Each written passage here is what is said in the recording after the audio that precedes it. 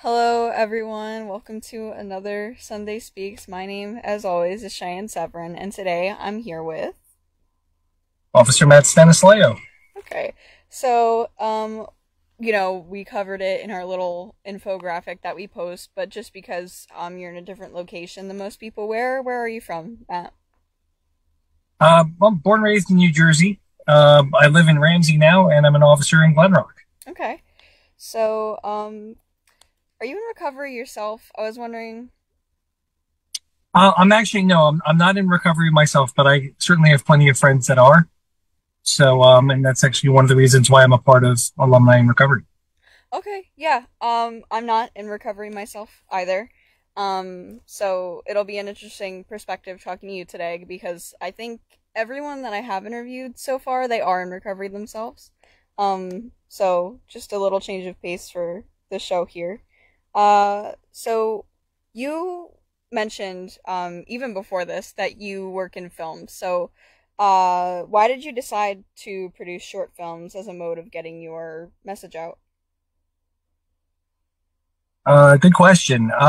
When I was getting my grad degree, I started realizing something. Uh, PowerPoints aren't fun. Um, People stop paying attention within about 5, 10 minutes, no matter how interesting the lecture is. Okay. At some point within the PowerPoint, they would get to a story or a case study that would encapsulate whatever the message was that they wanted. And I was like, well, why don't you just start with that in the first place?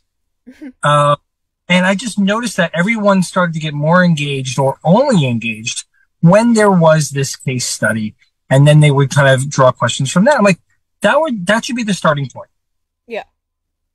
So, and it helps when you are a producer or editor to create the message that you want ahead of time, hit all the points you need, and then unpack it later. So all the heavy lifting and all like the little nuances that you want to kind of get in there before, anything else is done. Because oftentimes when you do lectures, somebody might ask a question and before you know it, you're way into a different direction and you run out of time. So it helps kind of structure the conversation or at least give a semblance of what you need ahead of time. And it makes it much easier to stay on point. Okay. For anyone who's interested in seeing the short films that you produce, what are they about? What is your goal with them, just in terms of messaging? Because I know you mentioned the attention. That was from an academic standpoint. I mean, Oh the yeah, other of reason, course. I mean, I've noticed, like a running theme throughout all of mine, which I didn't realize until actually I was asked this question, prior, to this interview. And it actually ends up being just reducing the stigma of asking for help. Almost every single one of my films comes to that. Like if you just keep drilling down to whatever it is, either a socio-emotional problem, an issue with addiction, LGBT matters, family issues, no matter what, all comes down to people not coming forth. And the reason for that is people are scared of being vulnerable and asking those questions. So, and it just runs the whole spectrum. And it's easier to help people ask for help, as long as they feel comfortable doing so. So within the films, I kind of show how that could be done so that you don't have to be a police officer or a licensed mental health clinician in order to help somebody that may be willing to come forth. And then that tool could be used in workshops or film shorts, so that the general public can see it without having to, go to a course, or some type of lecture. It's right at their fingertips. So it's good that you actually mentioned both being a police officer and a mental health clinician, because I did have some questions involving that, and that's a good segue. So, being both, were you a police officer or a licensed mental health clinician first? Yes. Both. I'll be honest. I was wrongfully terminated. And during the wrongful termination, it was very difficult to find work. I explained to Columbia University my situation, and they let me into their school for advanced clinical social work. I pass, graduate, then pass the boards and become a licensed mental health clinician, then I get my job back as a police officer. So, I mean, originally I was a police officer, still am, but the break in time that I had from the department wasn't for naught. I was able to go back to school, get this degree, and now I use my clinical degree within the profession to do some risk prevention work like this. Okay. Are you allowed to talk about your wrongful termination at all, or? It's fully exposed to the public, and that was almost 8 or 9 years ago at this point. Yeah. So, and it's actually similar, and this is Pride Month, so it's all related. Okay. The basis of the original lawsuit was like a harassment complaint. It was a harassment complaint, and that the wrongful termination had bases of discrimination within it. Oh. And in order to try to get away with it, they fire you, and then basically try to make it impossible to get your job back, and they bleed you dry. So I knew this day was coming because throughout my entire career, I knew what they were doing to get away with it. And it's very hard. It's very hard to prove discrimination. And they'll try to tell you, oh, no, it's in your head, or, you know, you're just overreacting or something like that. And it's like, you think you're losing your mind. It's just like, is it this bad for everybody? And, you know, you only know your own experience. And eventually I said enough is enough. I put in a complaint. The wrongful termination happens right after that. And then I explained it all to my attorney, and just it all started to unravel. The members of the department tried to point fingers at other officers. That didn't work out. The top administration was pushed out of office in some way or another, or they, you know, decided to, you know, retire to be with their family, you know, things like that. Yeah. Then I had an opportunity to either walk away from the profession with a lump sum of my, basically it's your pension front loaded. And I didn't want that. If it goes to trial, it could have actually been a lot more on top of that, because it's a lot more traumatizing. I mean, they really, really try to do everything they can to win, even if they're wrong.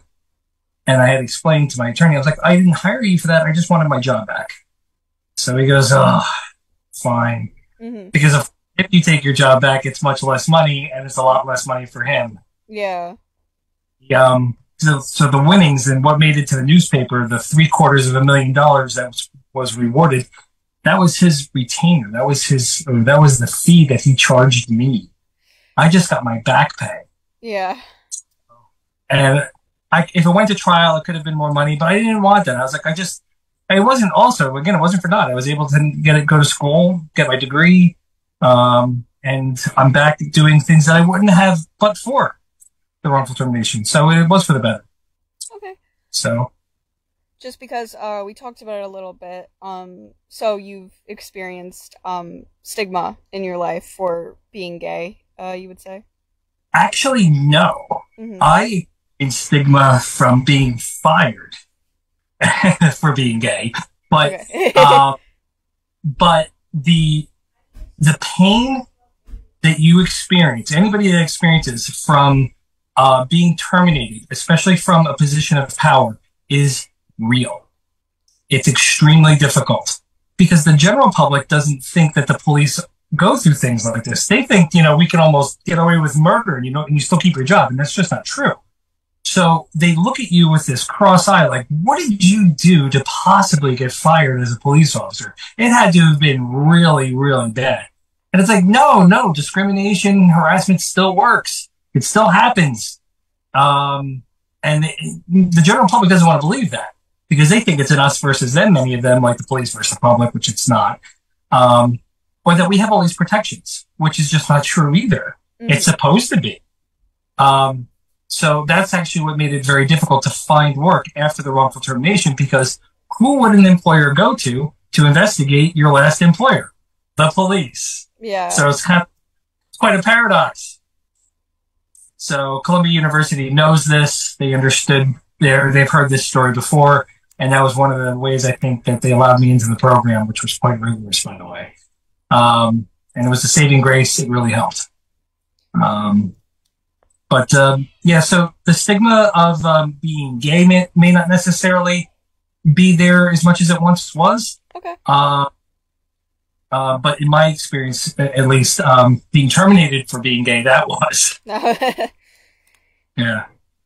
So now being a mental health clinician, what's your favorite part about that aspect of your life, about that job?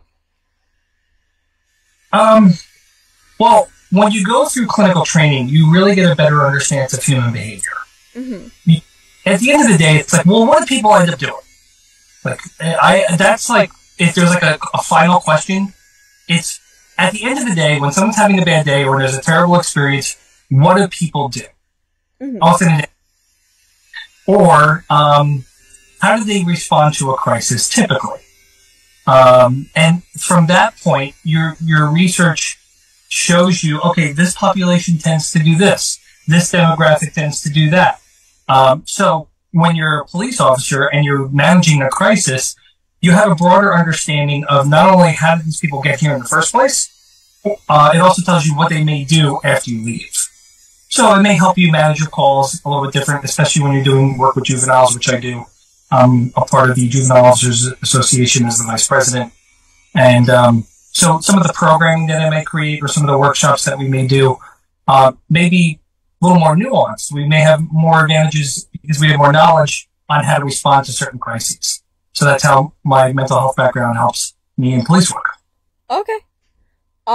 What drew you to become a police officer in the first place, if I can ask? Sure. You can ask me anything, by the way. Well, I was going back and forth between this and teaching. But my father was a police officer and he warned me about this. He's like, don't do it. Don't become me. Do something else. But I really liked it. I thought I'd really like it. And I thought it would be a challenge, which it was and still is. Mm-hmm. And that's kind of what I knew early on. And then I was a reserve and I worked with police officers, side by side as an EMT. That helped out my understanding of what I was getting myself into. And as I was doing that, I did internships, and I was like, yeah, I think this is it. This is what I want to do. And 23 years later, here I am. And so later in life, through that mental health background that you got in intermission, was that when you got involved with the recovery community, or? They actually started to find my work. Mm-hmm. There's parallels between any type of risk prevention work and obviously drug addiction, because you're trying to help people find better ways away from addiction. So our worlds crossed many times. And Nancy, who originally was, who found some of my work at one point, we started talking and I told her some of the work that I've done. And then she saw some of my film shorts and she's like, this is really important for us. This needs to get out there. And I'm like, great. So watching these worlds kind of overlap wasn't just something that just happened. Like years ago, mental health and police work, let's say there were two systems, right? Yeah. And they just touched each other at one point. Over the years, they started to then overlap. It's getting to the point now where it's almost a total eclipse. Like they're literally right on top of each other, and the problem is in the center. Almost all the calls that we go to that's person versus person has some form of mental health related to it. At least the ones that we've been on that are kind of on the extreme side. And so it's not like this is going away. We're definitely seeing a considerable uptick in the type of calls that are mental health oriented. Mm-hmm. So it's here.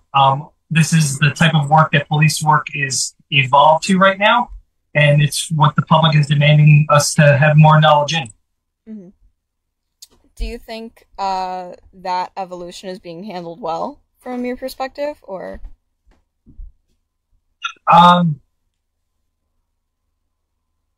Yes, and that's a measured response for a reason. Because my experience as a police officer might be different than somebody, several towns or counties or states over. Yeah. Burton County is certainly much more ahead of other places in the surrounding area. I'm also a part of the crisis intervention team. They have a 5-day program that teaches and trains officers of how to respond to psychiatric emergencies. It's like Soto, she does an excellent job with trying to really get officers to have a broader understanding of these types of calls and just better ways to respond to them. So in that regard, we're kind of ahead of the curve, but there's always work to be done. Yeah. Always new things happening. So trying to stay ahead of that it's challenging, but I think we're doing a pretty good job in getting there. There's obviously more resources that are always needed, more people. But like I said, we're ahead of the curve in comparison to other places in the surrounding areas. Just to go back to your films for a minute, what would you say is the most difficult part of filming them? Because I have friends right now that are doing that sort of thing. They're going to school for film, and so I've seen a little bit of the process, and I know it's not easy. So the hardest part is getting to the point as quickly as possible, and especially if you're doing film shorts, you got to do it in like 3 minutes or less. Yeah, that's all people have time for. They're going to scroll. Like, we're constantly stimulated through social media, right? Yes. Everybody kind of like they don't have much time, but they'll give you a couple of minutes. So you got to grab their attention. You got to get to the point, have a takeaway, and do it in 3 minutes or less. Mm-hmm. That's kind of like the parameters or the structure that you have to work within. The minute you start going beyond that, it's tougher to hold on to the person's attention, and you never get to the end. So, and if you ever do any type of either film work or even graduate work, what it forces you to do is hone in constantly and just distill down your message. Get to the point, get to the feel, get to the what's remembered. Because at the end of the day, when people feel something, they remember it. If you hear it, you learn it, it can go in one ear and out the other. But if it's felt, it retains. That's kind of how I go by it. And all of my films have some component to it that, kind of grabs you and doesn't want to let go. That's the idea. So, and it helps retain the message. So do you only post your films on YouTube or? No, I've done a few. The ones recently I have because, they're mental health related and they're part of police work. But I don't do the other ones that I've done in the past. Actually, they were considerably longer. I did one that was called Pressure. It was about a child that was kept quiet about a party, and ended up getting out of control. And he learns his lesson at the end to kind of speak up and stand up for himself. That was about a 27-minute long film, and I started realizing that wasn't necessary. It could have been much tighter, and I watched the audiences or the children's reactions to it because it's really pertaining for kids or teenagers. And I started realizing the points at which they kind of like start looking at each other, and the points at which the timings of the films have to kind of get to the point. Mm-hmm. And before and then social media just kept blasting, like Twitter and all of your social media feeds that, people are doing like these really short clips, TikTok. It's forcing me and our work to really get the point faster. Mm-hmm. So that's the biggest challenge, and I like a challenge, and I think it's actually worth it. It's worth it. I'm sure you've heard the phrase, that could have been an email. Yeah. Really, it's kind of the same way. It's kind of the same thing where you don't need to constantly like everybody sit down, let's do a workshop. We got 45 minutes and then 15 minutes for Q&A. And like that's good sometimes, but for the most part, people just like, I'll give you 3 minutes. I gotcha. So that being said, we are 1 minute to time. So keeping it short. Do you have any last comments, questions, concerns before we end off today? Just one thing that I've kind of noticed in the evolution of LGBT matters, and people thinking that pride is a pride in your sexuality or gender, and it's actually not that. Mm-hmm. The idea is that you have pride in being your authentic self, mm-hmm. which means that you are LGBT. But the feelings that people get when they are finally able to live true is what causes people to feel like they want to express themselves through a pride flag raising or some type of ceremony or celebration.